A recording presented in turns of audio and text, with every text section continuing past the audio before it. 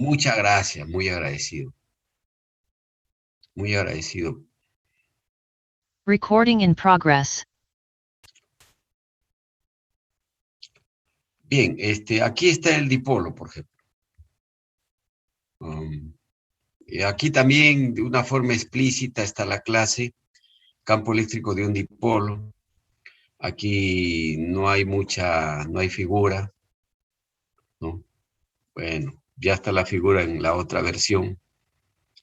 Este problema uno está mal redactado, ¿no? Realmente. Aunque es teoría, ¿no? Bueno, este problema quisiera resolver, explicarles, ¿no? En el seminario ustedes, de hecho, van a hacer más problemas.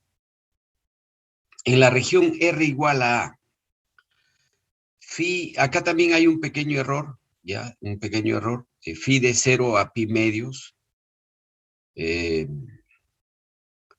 Aquí debería ser desde phi hasta pi, ¿no? Y teta de 0 a pi medios existe una carga con densidad sigma sub 0. Y para R igual a phi igual a 0 hasta pi, ahí dice pi medios, y teta, desde pi medios hasta pi, la densidad de carga es menos sigma. Entonces, aquí en esta pequeña línea te voy a hacer la figura, ¿no? Matemáticamente está bien explicado, ¿no? Pero hay que hacer las aclaraciones del caso. Tenemos lo siguiente, mira. Vamos a dibujar una región esférica. Ahí está la región esférica. ¿Ya? Entonces, tenemos aquí, este es el eje Z. Perdón. Este es el eje Z.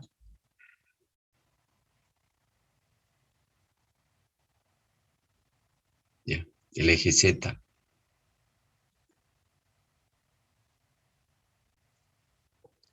Aquí podría estar el eje X. Voy a aprovechar para explicarte un poquito de coordenadas esféricas. Y debido a que análisis vectorial probablemente te puedas haber olvidado. Ya este es el eje X.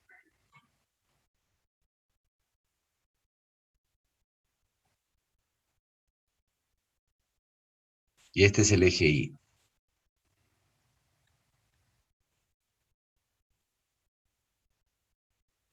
Listo.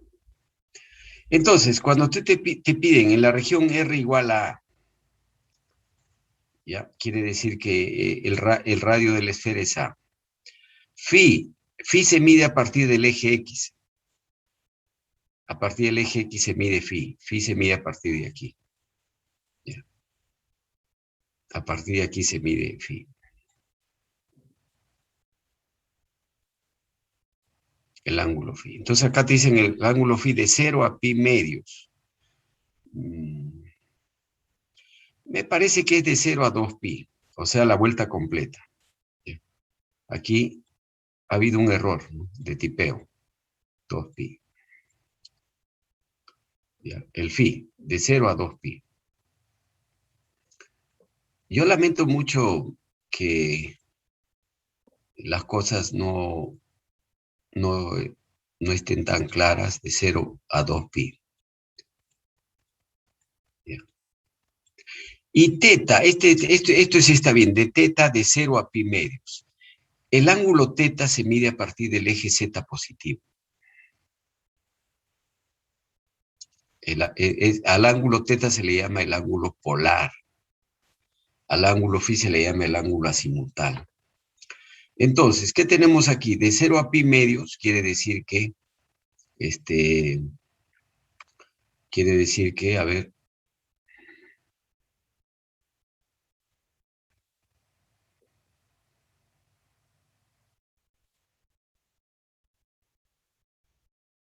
vamos a hacer esto, ahí está. De 0 a pi medios quiere decir hasta aquí. Hasta aquí. Teta de 0 a pi medios quiere decir que aquí tienes cargas positivas.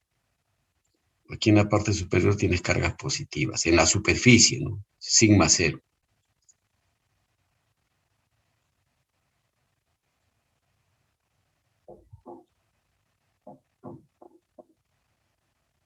Ya. Y para R igual a phi de 0 a 2pi. Aquí también 2pi.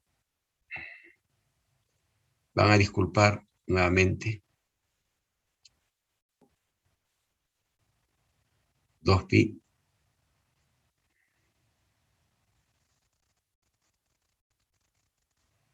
Ahora, pi medios también puede ser, pero ¿qué pasa? Que la solución está de 0 a 2pi. Y teta de pi medios a pi. O sea, teta de pi medios está aquí hasta pi. La densidad es menos sigma sub 0. Quiere decir que aquí tenemos carga negativa.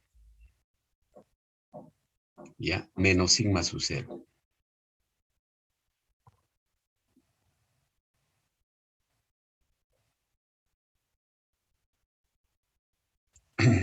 Listo. Entonces, ¿qué te piden? Te piden el momento dipolar eléctrico, ¿ya? Te piden el momento dipolar eléctrico, P. ¿Cómo haces tú? Como nosotros habíamos dicho, el dipolo no es otra cosa que una carga puntual Q,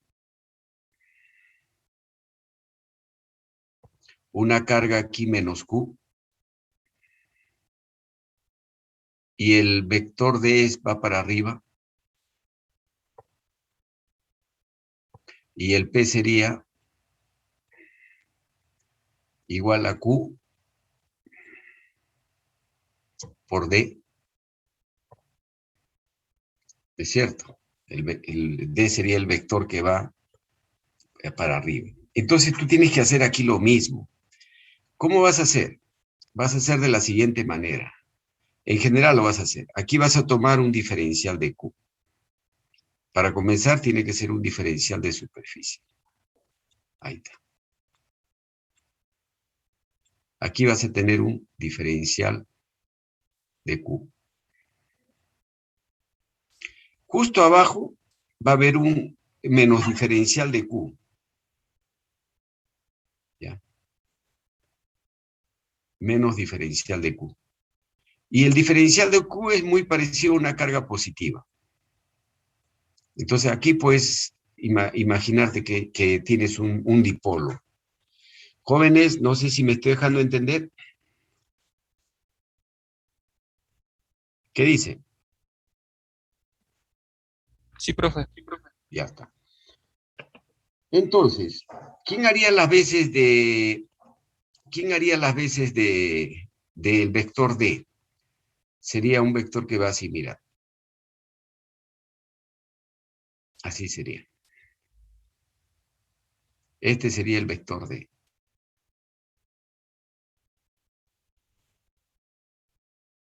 Y me parece que con ese planteamiento ya está claro. Vamos acá, mira. Diferencial de Q', diferencial de Q, aquí, es sigma diferencial de S. Ya. Vamos hablando un poquito más. Diferencial de Q es sigma diferencial de S. Acá está el diferencial de Q. Diferencial de S tendrías que tomar esta superficie que está aquí. Jóvenes, pero esa superficie tiene que ser en coordenadas esféricas. Esféricas. ¿Ya? Y eso es lo que tienes que saber tú. En coordenadas esféricas es a al cuadrado, que es el radio, a al cuadrado, seno de teta prima. ¿Quién sería teta prima? Teta prima sería este ángulo que está acá. El ángulo teta se mide a partir del eje Z positivo. Seno de teta prima, diferencial de teta prima, diferencial de phi prima. Así, ese es en coordenadas esféricas. Entonces ya está claro quién es diferencial de Q. El D, el D que hablamos, ese D sería esta distancia, 2 veces esta distancia. Esta distancia que está acá sería A coseno de teta. Aquí fíjate, hay geometría. Este es teta por ángulos alternos internos. Este es el radio A. En la mitad, este cateto sería A coseno de teta. Como tienes el doble, tienes la otra mitad, 2 veces A coseno de teta, y el vector D apunta en la dirección K. Entonces, ahora puedes calcular el diferencial de P. Acuérdate que el P era la carga positiva por el vector D, entonces tienes que tomar aquí la carga positiva. Diferencial de Q por el vector D. Entonces, el diferencial de Q es sigma sub 0 al cuadrado seno de teta, diferencial de teta, diferencial de phi primo. Y el D sería 2A coseno de teta en la dirección K. Entonces, acá tienes 2A al cuadrado por A al cubo, eso sale, el vector K también sale, porque tienes que hacer la integral. Entonces, la integral vas a hacer con respecto a phi de 0 a 2pi. Ahora, si tú lo consideras 0 a pi medios, acá colocarías pi medios, ¿no? También sale, ¿no? Entonces, pero como es de 0 a 2pi, phi vale de 0 a 2pi, y teta vale de 0 a pi medios porque solo tienes que considerar las cargas positivas. Acuérdate que cuando tú calculas el P, es el Q por la carga positiva. Entonces las cargas positivas están en la parte superior, por eso la integral de teta va de 0 a pi medios. 0 a pi medios, 0 a 2pi, seno de teta prima, coseno de teta prima, sale así porque el diferencial de superficie es seno de teta y la distancia aparece coseno de teta. Entonces tenemos vector unitario K2 al cubo, sigma sub 0, de 0 a pi medio, de 0 a 2pi, seno de teta, coseno de teta, diferencial de teta, diferencial de phi. Y es matemática, ¿sí? Con respecto a phi sale 2pi, y con respecto a tetas tienes el seno, la integral seno al cuadrado entre 2. Esta sería la respuesta. El P sería 2pi al cubo, sigma sub 0.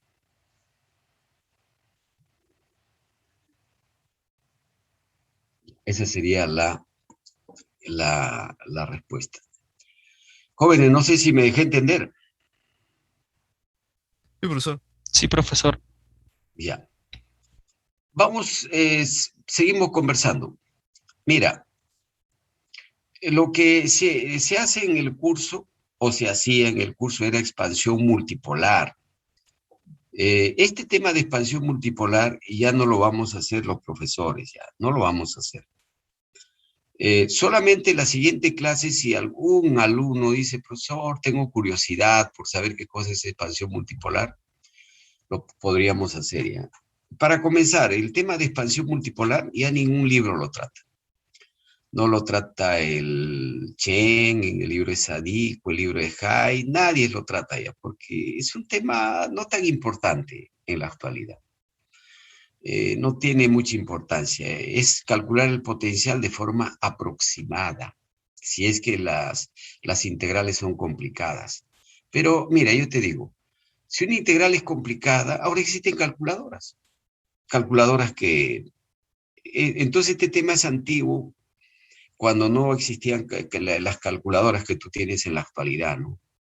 Entonces, expansión multipolar no vamos a hacer ninguno de los profesores, ya conversé con los profesores de práctica. Vamos con el siguiente tema, por lo menos que aparezca la primera parte, y por lo menos vamos a hacer un ejemplo, ¿no? Un ejemplo 2. Ya, el siguiente capítulo, que sería el capítulo 2, aquí aparece capítulo 3, pero es capítulo 2, sería problemas con valores en la frontera en electrostática. Esto, si no me alcanza el tiempo, tú puedes leer, ya, puedes estudiar, leer. ¿Cuál es el fundamento? El fundamento es el siguiente, mira, presta bastante atención. Tenemos la ley de Gauss, ya, en su forma diferencial. Divergencia del campo eléctrico ρ entre epsilon sub 0. Como nosotros sabemos, el campo eléctrico es menos gradiente de B. Menos gradiente de B. Y si este campo eléctrico que tú sabes que es menos gradiente de B reemplazas aquí, vas a tener la divergencia del menos gradiente de B. El menos lo puedes sacar para afuera o lo puedes mandar al otro lado. ¿Ya? Sacas menos, menos, multiplicas por menos 1, por menos 1, menos por menos más, tenemos el laplaciano de b, menos rho entre epsilon sub 0. Esto se llama la ecuación de Poisson. Es la ecuación diferencial de Poisson. ¿Ya? Ahora, en la región fuera de la distribución de carga, o sea, en la región fuera de donde no hay carga, tienes que reemplazar este rho 0, se cumple la ecuación diferencial de Laplace, el laplaciano de b igual a 0. En otras palabras, por ejemplo, tú acá tienes, tú aquí tienes una carga eléctrica. Ahí está la carga. Aquí tienes una región donde tú tienes carga.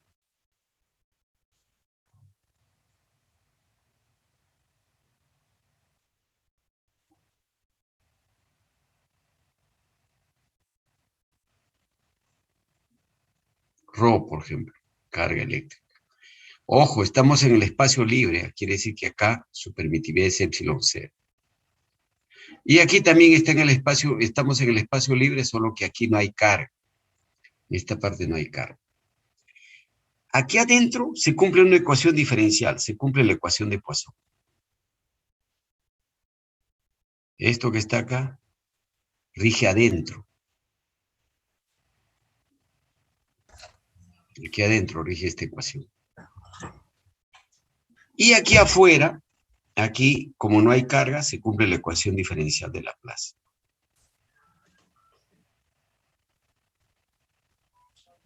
En un punto aquí. O si no, aquí se cumple la ecuación diferencial de Laplace. Entonces, aquí lo que nosotros vamos a estudiar es la solución de la ecuación de Laplace. Es otro método, es matemático. ¿De acuerdo? Y es fácil, divertido, yo lo veo fácil y después te voy a dar consejos también. Por ejemplo, comencemos por los consejos. Profe, ¿qué nos puede usted aconsejar con respecto a la ecuación de Laplace? Como es una ecuación diferencial, la pólvora está descubierta, tú no vas a descubrir la pólvora. Si te viene un problema donde tú tengas que aplicar la ecuación de la diferencial de Laplace, tú ten listo la solución. La solución ya está en los libros. Tú no partas de cero. Partir de cero quiere decir, voy a resolver esta ecuación diferencial. Te vas a demorar media hora. ¿Me dejo entender? Entonces, tú ya toma la solución ya. ¿Quiénes te proporcionan la solución? Los libros. ¿Estamos? ¿De acuerdo? No sé si me estoy dejando de entender. Ahora, hay un teorema también que se llama el teorema de la unicidad. El teorema de la unicidad está en todos los libros. Dice lo siguiente: cualquier función que cumple con la ecuación de Laplace y con las condiciones de frontera es la única solución a un problema. Fíjate que te dice cualquier función, ¿eh? Mira, cualquier función que cumple con la ecuación de la... Fíjate que esto es grave. Si te dicen cualquiera, quiere decir que te están dando libertad. Están dando libertad para que tú utilices el método que tú creas conveniente. Eso vamos a tocar después. Entonces, la demostración está en todos los libros. La demostración es mediante la reducción al absurdo. Tú consideras que tienes dos soluciones diferentes, B1 y B2, que cumplen con la ecuación de Laplace. B1 diferente de B2. Mediante reducción al absurdo, partiste de que tienes dos funciones diferentes que cumplen con la ecuación de Laplace y con las condiciones de frontera, llegas a que B1 es igual a B2. Esas demostraciones del absurdo se ha hecho en matemáticas, habrás hecho. Vamos con la primera solución de la ecuación de Laplace. Ya, la primera. Ahora, la ecuación de Laplace hay en una dimensión y en dos dimensiones. En una dimensión hay en coordenadas cilíndricas, rectangulares, cilíndricas, esféricas. ¿Ya? Y vamos a hacer cada uno de esos casos. y también hay en dos dimensiones, en rectangulares, cilíndricas, esféricas. Y el curso solamente vamos a hacer en dos dimensiones en coordenadas rectangulares, nada más, porque por la falta de tiempo. En rectangulares, supongamos, ¿cómo es la ecuación de Laplace? Mira, supongamos que B, el potencial solamente depende de Z. El potencial solamente depende de la variable Z. Ahora, ¿cómo te das cuenta que el potencial solamente depende de la variable Z? Tienes que aplicar simetría. Tienes que darte cuenta tú. O sea, nadie te va a decir que, oye, mira, el potencial depende de Z o el potencial depende solamente de X. Tú eres el que tienes que darte cuenta, ¿ya? La ecuación de Laplace en rectangulares en tres dimensiones es la segunda derivada de b con respecto a x al cuadrado más, perdón, con respecto a x, la segunda derivada de b con respecto a y más la segunda derivada de b con respecto a z. Como el b depende solamente de z, no depende de x, este es 0, tienes esto. Como es derivada, esto era derivada parcial, ahora es derivada total. Aquí está, mira, el potencial solo depende de la variable z, la ecuación se reduce a, aquí debería ser derivada no parcial, total. Y la solución es de esta forma. Entonces, este problema, para encontrar la solución de la ecuación de Laplace, es fácil, ¿no? Te demanda minutos. Pero hay otros problemas, ¿no? Sobre todo cuando tienes en dos dimensiones, que depende de dos variables. La solución te demora más de 2 horas o quizás dependiendo de qué problema sea, te puedes pasar al mediodía, ¿no? Entonces, ahí sí tú tienes que ya buscar la solución ya. Solución de la ecuación es de la forma bz a su 0 más z a 1. Esta ya es la solución, partimos de ahí. Vamos a hacer el mismo problema que hemos hecho en esta clase. El capacitor de placas paralelas conductoras consiste de dos conductores planos de lados L por L y separación de L mucho mayor que D. Se pide el potencial y campo eléctrico, además la carga almacenada en cada conductor. Entonces acá tenemos el conductor superior, está conectado a una fuente de tensión con una tensión B sub 0. El conductor inferior está conectado a tierra. Aquí es importante poner cuál es el medio. El medio es el aire, epsilon 0. Entonces, tenemos acá condición de frontera de Dirichlet. Condición de frontera de Dirichlet, ¿no? La condición de frontera de Dirichlet. Ojo, esto también es importante que te enseñe la condición de frontera de Dirichlet. ¿Por qué? Jóvenes, me están prestando atención, ¿es cierto? ¿Estamos? Sí, profesor. Mira, si tú, por ejemplo, vas a trabajar con MATLAB, vas a simular lo que yo simulo, el campo eléctrico, ¿no? ¿Tú qué haces? Tú lo quieres hacer con MATLAB. Entras a MATLAB y MATLAB tú dibujas tu sistema de conductores y MATLAB te dice, bueno, en esta frontera, ¿qué condición de frontera le vas a aplicar? Te dice, ¿de Dirichlet o de Neumann? ¿Me entiendes? Si tú quieres utilizar MATLAB, te va a decir cuál es la condición de frontera, Dirichlet o Neumann. Por favor, el señor Huarcaya está haciendo bulla.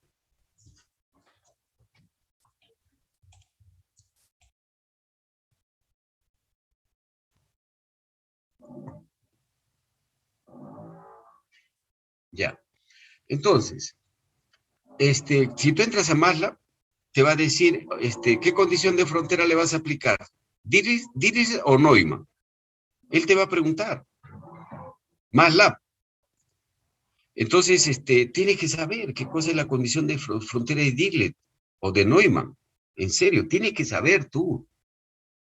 Ahora, acá no hay el argumento, Profe, pero nunca me han enseñado, los otros personas no me enseñan. No, pues, si no te enseña casi nadie, eso no quiere decir que no sea importante. Me dejo entender, te estoy poniendo un ejemplo. Si tú trabajas con MATLAB, MATLAB te va a decir, ¿qué condición de frontera le vas a aplicar? ¿Diles o Neumann? Tú tienes que escoger. Entonces, ¿quién te va a enseñar las condiciones de frontera? Dime. El profesor tiene que enseñarte para que tú puedas trabajar con MATLAB. Ahora, de repente encuentras un software libre que también te va a hacer la misma pregunta. O de repente vas a encontrar un software profesional que él no te va a decir la condición, porque los programas profesionales son más amigables. Te va a decir, mira, acá tú cómo quieres que sea el campo eléctrico, perpendicular o tangencial. Ya, entonces ya más fácil la pregunta. ¿Me dejé entender? Entonces vamos aquí. Cuando te hablan de condición de frontera de Dirichlet, te están diciendo dónde el potencial es constante. Entonces tú presta atención, como tú ya sabes electrostática en medios conductores, tú sabes perfectamente que el potencial en todos estos puntos es constante, mira.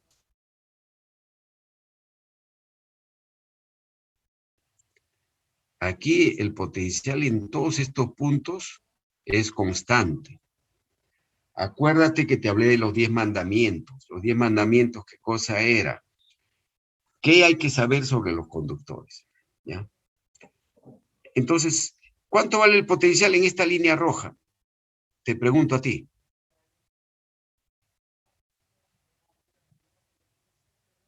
Cero, ¿Cuánto? profesor, está conectado a tierra. Cero. Está conectado a tierra, cero. A eso se le llama la condición de frontera de Dirichlet. Entonces, B en Z igual a cero es cero. Vamos al otro conductor. El conductor, la parte superior. Tienes toda esta línea.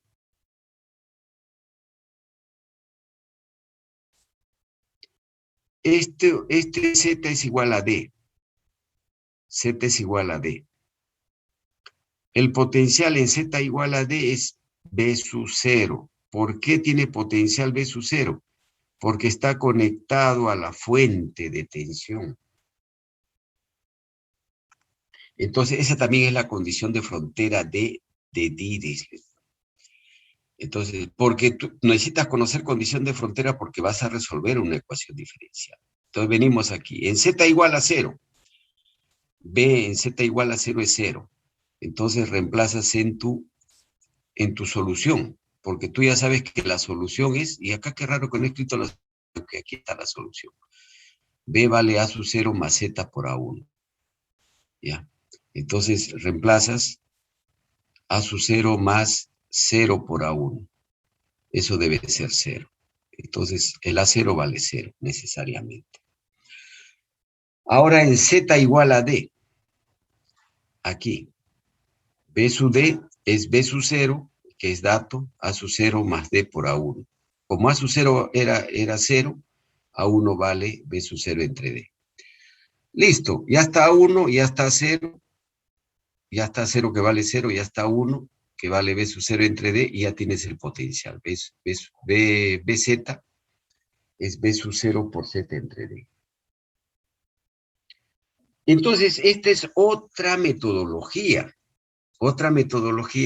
para calcular el potencial. Primero calculas la función potencial. Ahora sigue una regla. ¿Cuál es la regla? La regla que te voy a decir, que siempre vas a hacer tú. ¿Cuál es? Ya tenemos el potencial, ahora calculamos el campo eléctrico. El campo eléctrico es menos gradiente de B.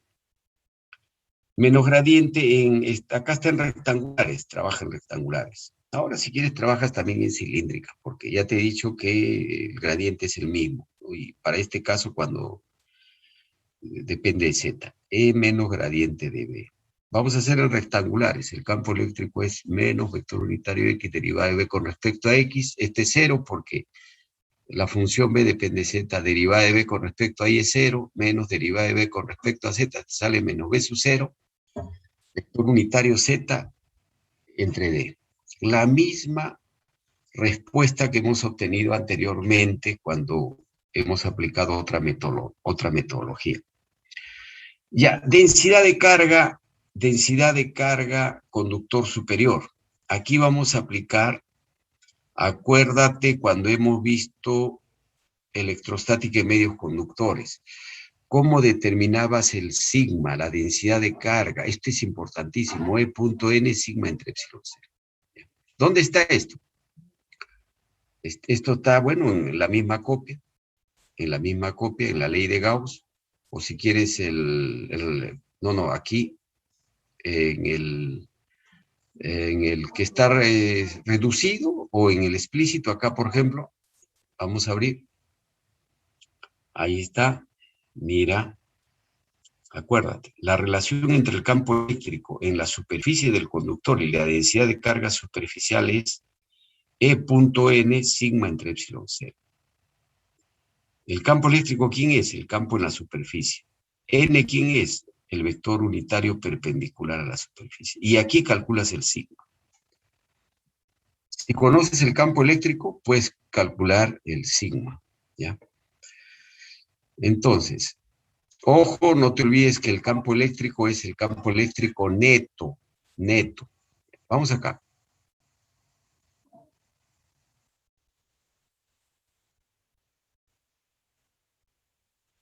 Ya. Conductor superior. Tienes que saber cuánto es el campo eléctrico, tienes que saber cuánto es el N y calculas el sigma. Entonces, mira, vienes acá. ¿Ya? El campo eléctrico tiene esta dirección. Y el N también tiene esta dirección aquí, mira.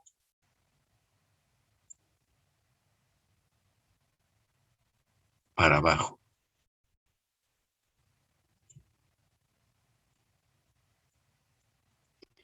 Menos vector unitario Z. Y el campo eléctrico era negativo, y el N también negativo. Entonces, la carga aquí sale positiva.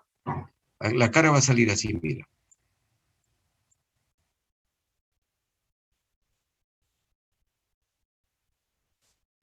El sigma. ¿Ya? Entonces, aquí está, mira. E.N. El N es para abajo. El campo eléctrico también es para abajo. ¿Dónde está el campo eléctrico? Acá está. Ah, no, acá está el campo eléctrico. Aquí está el campo eléctrico. Entonces, el campo eléctrico tiene signo negativo, menos B sub 0 entre D, vector unitario Z. El N también tiene signo negativo, menos Z, menos con menos más. Y el sigma lo calculas como B sub 0, epsilon 0 entre D. Conductor inferior. Mira, conductor inferior también puedes calcular, interesante. En el conductor inferior, el campo eléctrico está entrando perpendicularmente hacia abajo negativo y el N es para arriba, positivo.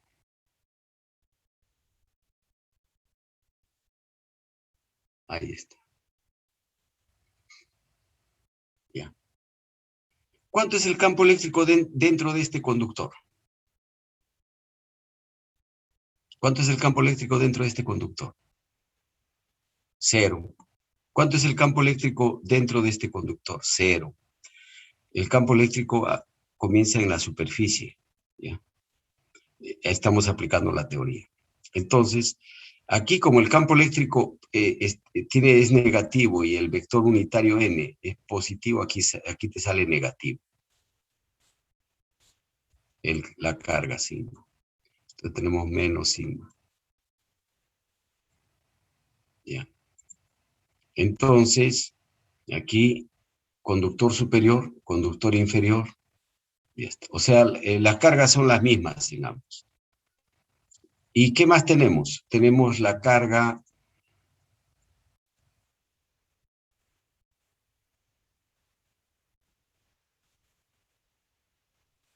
¿Qué más tenemos? La carga total en el conductor superior. Conductor superior, aquí.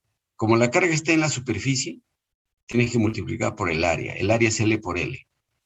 Entonces, la carga va a ser sigma por L al cuadrado, ¿no? Entonces reemplazas el sigma reemplazas. Este es en el conductor inferior, en el conductor superior este positivo. B sub 0 entre D epsilon sub 0 por L al cuadrado. Y la capacidad sabemos que es la carga positiva entre la diferencia de potencial. La diferencia de potencial es B sub 0. Bueno, está bien que nos adelantemos, ¿no? La capacidad es la carga positiva entre la diferencia de potencial entre los conductores. Diferencia de potencial. ¿Ya? Y la carga ya lo tenemos. La carga es B sub 0, epsilon sub 0 L al cuadrado entre D, divides entre la diferencia potencial que es B sub 0, tienes E sub 0 L al cuadrado entre D, en faradios. Y aquí nuevamente, valga la redundancia, está la gráfica cuando tú haces con MATLAB del campo eléctrico. Ahora, MATLAB no te va a decir cuánto es la capacitancia. O si tú quieres calcular la capacitancia, tienes que programar. En cambio, hay otros programas profesionales donde sí tú le pides la capacitancia y te proporcionan la capacitancia, ¿no? Por eso se llaman programas profesionales, ¿no? Es para utilizar directamente en una empresa.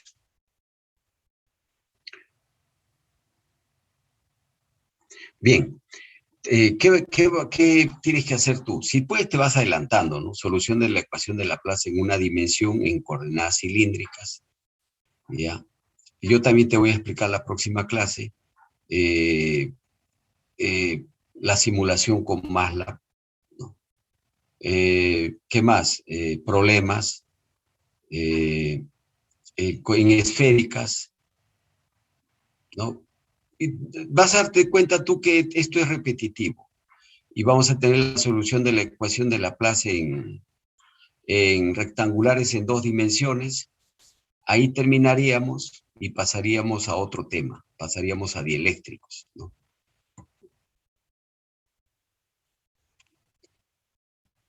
Bien, jóvenes,